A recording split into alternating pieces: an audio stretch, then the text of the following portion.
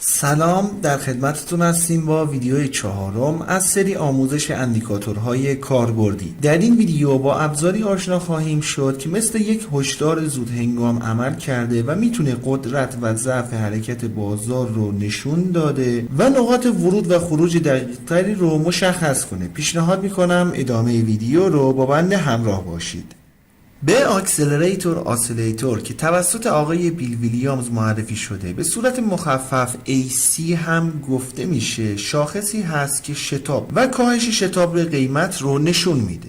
اگه بخوایم به صورت خیلی ساده و مختصر به بیان نحوه محاسبات اندیکاتور بپردازیم، باید بریم سراغ اندیکاتور GTS مکتی تریدینگ ویو که در این ویدیو که تصویرش رو الان روی صفحه مشاهده میکنید به صورت کامل معرفی و بررسیش کردیم. لینک ویدیو رو براتون در بالا و در قسمت توضیحات ویدیو قرار میدم. پیشنهاد میکنم حتما مراجعه و تماشا کنید. در وهله اول برای میانگین های متحرک سریع و کند از پریودهای 5 و 34 استفاده شده با متد ساده که پرایسش بایستی بر روی مدین تنظیم بشه. تا اینجای کار میشه همون اسیلاتور آسام که در ویدیو قبلی بهش پرداختیم. حالا اگه بیایم و از این هیستوگرام ها یه میانگین متحرک 5 دوره با متد ساده بگیریم، هیستوگرام هایی که جدید به دست میاد میشه همون اسیلاتور AC. اگه با این متد ها و پرایس ها آشنا نیستین، پیشنهاد میکنم ویدیو شماره 13 از آموزش گام به گام تحلیل تکنیکال که لینک ویدیو رو براتون در قسمت توضیحات ویدیو قرار میدم رو پس از پایان این ویدیو حتما مراجعه و تماشا کنید. در هر حال زمانی که ما یک میانگین گیری با دوره زمانی 5 دوره از اسیلاتور آسام میگیریم، در واقع با این کار داریم شتاب بازار رو اندازه گیری میکنیم. بر اساس نظریه ها قیمت آخرین چیزی هست که در بازار تغییر میکنه. قبل از تغییر قیمت مومنتوم تغییر میکنه که مومنتوم رو با اسیلاتور AO شناسایی میکنیم و قبل از اینکه مومنتوم بخواد تغییر جهت داشته باشه باید ابتدا سرعت و شتاب کاهش پیدا کرده و به صفر برسه، سپس در جهت مخالف شروع به شتاب گیری کنه. این دقیقاً همون چیزی هست که AC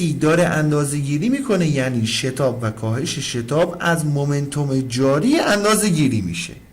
بسیار خوب، برای انداختن اندیکاتور روی چارت در متا تریدر باید از سربرگ این زد وارد قسمت ایندیکیتورز بشیم. بعد در کشوی باز شده به قسمت بیل ویلیامز مراجعه کرده و در کشوی باز شده اندیکاتور اکسلراتور آسیلاتور رو انتخاب کنیم. بر روی چارت نمایش داده میشه. در تریدینگ ویو هم با مراجعه به قسمت ایندیکیتورز در تب سرچ بار عبارت اکسلراتور آسیلاتور رو وارد کنید. اندیکاتورهای زیادی نمایش داده میشه که اکثرا شبیه به هم هستند. میتونید بر روی چارتتون بندازید. متاسفانه توی تریدینگ ویو این اندیکاتور به صورت پیشفرض و در اندیکاتورهای تکنیکال وجود نداره، ولی اندیکاتورهای زیادی کدنویسی شده که میتونید با کلیک بر روش AC رو بر روی چارتتون بندازید.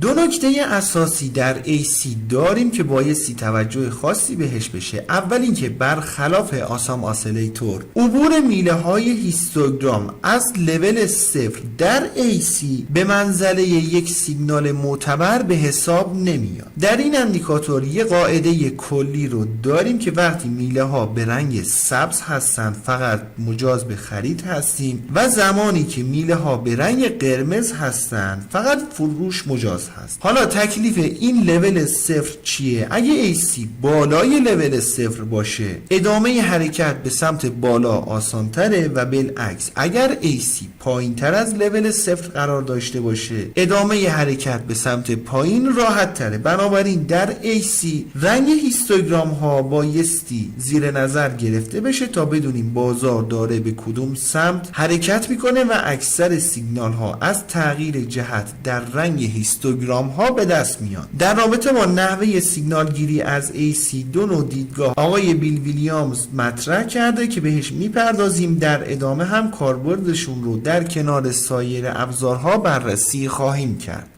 اولین نوع سیگنال گیری زمانی هست که AC بالا یا پایین تر از لول 0 قرار داره. تو این حالت هنگامی که بالای لول 0 پس از یه اصلاح یا همون چندین میله قرمز رنگ دو تا میله سبز رنگ پشت سر هم داشته باشیم، تو این حالت سیگنال خرید رو دریافت کردیم. اگه دقت کنید در ادامه چارت هم باز یه اصلاح داریم مشاهده میکنیم که در ادامه دو میله سبز رنگ پشت سر هم داشتیم که باز هم یه سیگنال خرید دیگه در این ناحیه صادر شده. برای سیگنال فروش هم بالعکس هست.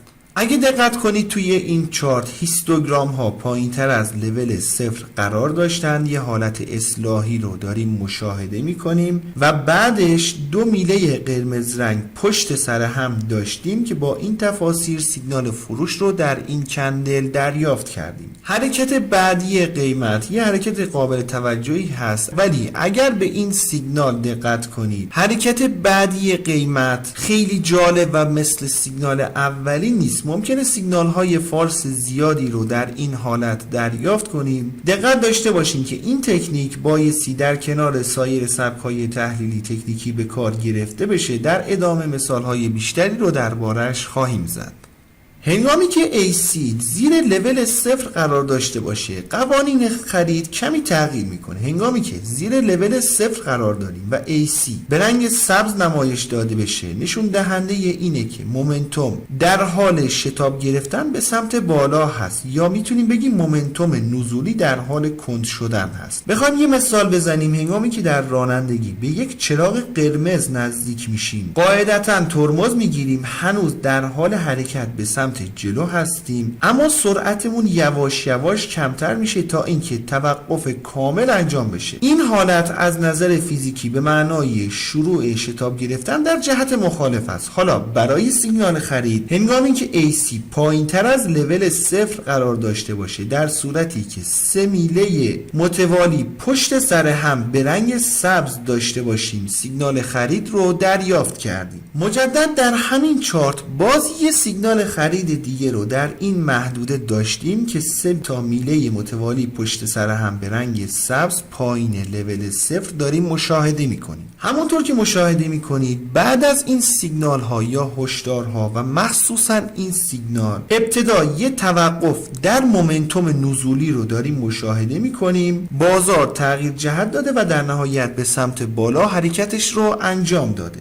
برای حالت فروش بالعکس هست. هنگامی که AC بالاتر از لول 0 قرار داشته باشه در صورتی که سه تا میله متوالی پشت سر هم به رنگ قرمز داشته باشیم سیگنال فروش رو دریافت کردیم. باز هم دوستان توجه داشته باشین که از این سیگنال ها بایستی در کنار سایر فاکتورهای تحلیلی تکنیکی به کار گرفته بشه. این سیگنال فروش یه مقدار شرایطش خاص هست که حالا بهش میپردازیم. به فرض مثال به این سیگنال خرید توجه کنید. اگر ما بیایم و اندیکاتوری مثل الیگیتور رو بر روی چارت بندازیم قطعا در این ناحیه خطوط به هم چسبیده خواهند بود و نشون دهنده یه حالت خنثی هست. یا اگر خیلی ساده و مختصر با تحلیل تکنیکال آشنا باشیم به صورت چشمی هم میتونید تشخیص بدین که در این ناحیه یک حالت رنج رو داشتیم که سیگنال در اینجا صادر شده، ولی این سیگنال فروش قیمت پس از شکست این ناحیه رنج اومده یه پولبک رو انجام داده و یه فراکتال صعودی رو در این قسمت ما داریم مشاهده میکنیم. تا اینجای کار تاییدیه های نزول قیمت رو داریم. سیگنال فروش AC هم تاییدیه‌ای بر اتمام مومنتوم صعودی شکل گرفته شده و احتمال شروع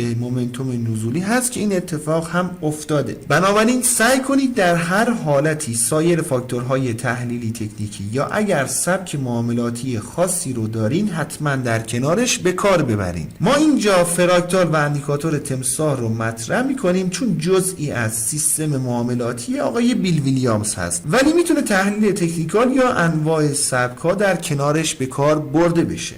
یه حالت ویژه هم داریم که به جای 3 میله هیستوگرام 2 میله هم داشته باشیم سیگنال خرید یا فروش رو میتونیم دریافت کنیم. در این حالت خاص برای سیگنال خرید در صورتی که AC پایین تر از لول 0 باشه و 2 میله پشت سر هم به رنگ سبز نمایش داده بشه که میله دوم به بالاتر از لول 0 بیاد یا همون کراس لول 0 رو انجام بده سیگنال خرید رو دریافت کردیم. این حالت بدین معنی هست که وقتی میله دوم بالاتر از لول 0 قرار میگیره مومنتوم به نفع ما هست و خرید معتبره. بنابراین در اینجا بهتره سریعتر وارد بازار بشیم. مجدد در ادامه این چارت هم باز این مورد رو ما داشتیم. قیمت پس از شروع مومنتوم در این ناحیه یه توقف چندین کندلی رو تجربه کرده. اینجا یه سیگنال فروش رو در حالت دوم داشتیم، ولی اگر دقت کنید قیمت در یک مومنتوم صعودی قرار داره. تمامی مثال ها رو دوستان سعی میکنم بیان کنیم که مطالب قشنگ جا بیفته.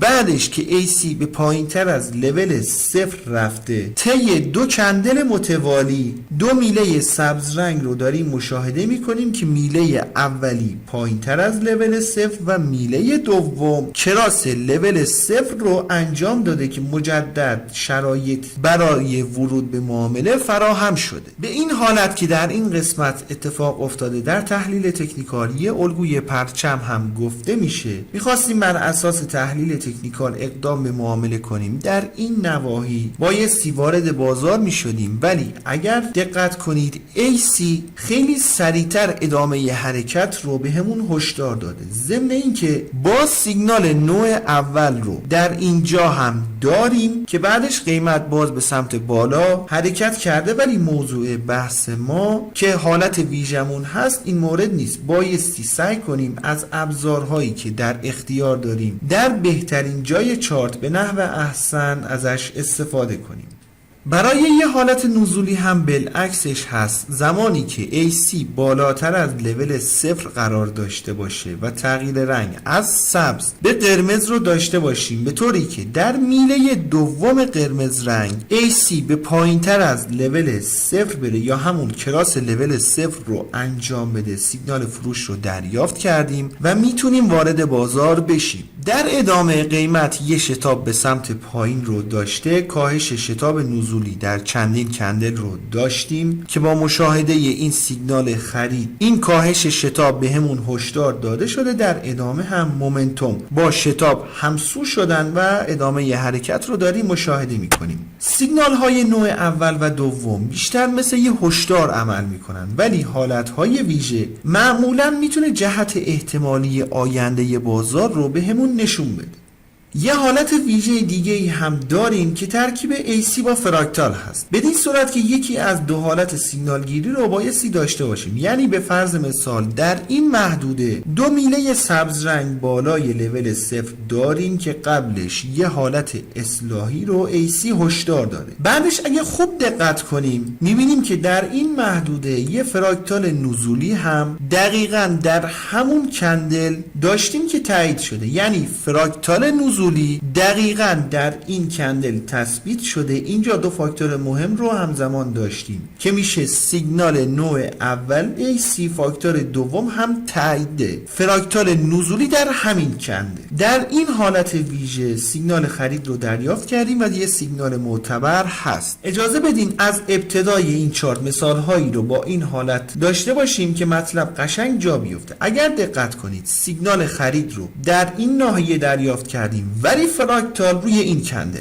هست. سیگنال فروش رو ما در این محدوده مشاهده می‌کنیم که در این کندل با بدنه بزرگ هست، ولی فراکتال روی این کندله که باز هم نمیتونه یه حالت ویژه باشه. اگر فراکتال روی این کندل بود سیگنال ویژه رو داشتیم. سیگنال خرید بعدی در این ناحیه دریافت کردیم که فراکتال ما خیلی قبله. بعدی سیگنال فروش رو اصلا نداشتیم که بخوایم با این فراکتال بررسیش کنیم، ولی این فراکتال داستانش فرق میکرد که یه سیگنال ویژه رو داشتیم. برای فروش بالعکس هست. اگه دقت کنید بالای لول 0 ما 3 میله هیستوگرام به رنگ قرمز داریم که سیگنال نوع دوم حساب میاد. توی این ناحیه دوستان مطمئن باشین اگر اندیکاتور الیگیتور رو بندازیم روی چارت اصلا تاییدیه ورود رو در این ناحیه به همون نمیده، چون مومنتوم به سمت بالا هست. ولی یه نکته اساسی داریم که میتونه هشدار اینو بده مومنتوم صعودی تمام شده و احتمال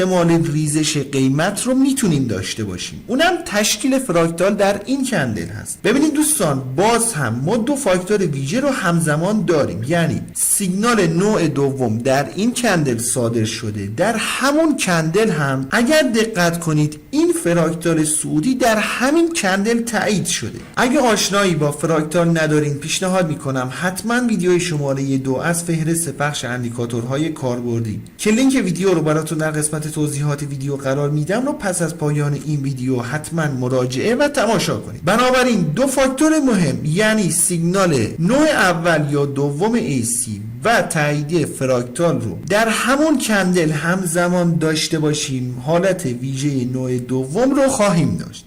بنابراین در این قسمت میتونستیم وارد معامله فروش بشیم و انتظار اینو داشته باشیم که مومنتوم به سمت پایین تغییر جهتش رو انجام بده. اینکه در خلاف جهت بخوایم وارد معامله بشیم بیشتر برای افراد پر ریسک توصیه میشه، ولی اگه شخص کم ریسکی هستین حتما از اندیکاتور الیگیتور استفاده کنید. برای تاییدیه بیشتر آسام آسیلیتور رو هم پیشنهاد میشه. اگر هم سبک شخصی دیگه ای دارین حتما برای تاییدیه های بیشتر به کار ببرید. حالا فکر میکنم مطالب بهتر براتون جا افتاده باشه که چه زمانی یه سیگنال معتبر داریم چه زمانی نامعتبر، یا اینکه چطور میتونیم به نحو احسن از بهترین سیگنال های AC استفاده کنیم. اسیلاتور AC قطعا یکی از بهترین ابزار و اجزای سیستم معاملاتیتون خواهد شد، به شرط اینکه اولا در کنار سایر سبک‌ها و ابزارها به کار گرفته بشه و ثانیاً در بهترین جای چارت ازش استفاده بشه. تو این مثال ما موارد نقض زیادی رو داشتیم، انواع حالت‌هایی که توضیح داده شده هم مشاهده میشه، ولی اگه اندیکاتوری مثل الیگیتور رو بندازیم روی این چارت قطعا فقط همین سیگنال خرید رو بهمون تاییدیه رو میده و مابقی فالس میشه. بنابراین سعی کنید در کنار سایر ابزارها و سبک‌های تحلیلی تکنیکی و در بهترین جای چارت از ابزارها استفاده کنید که بالاترین بازدهی رو براتون به همراه داشته باشه. در نهایت الان روی صفحه فهرست پخش اندیکاتورهای کاربردی رو مشاهده میکنید. پیشنهاد میکنم ویدیوهای قبلی این فهرست پخش رو از دست نداده و حتما تماشا کنید، مخصوصا اندیکاتور تمساح. انشالله که براتون مفید باشه. رو قله میبینم دوست من.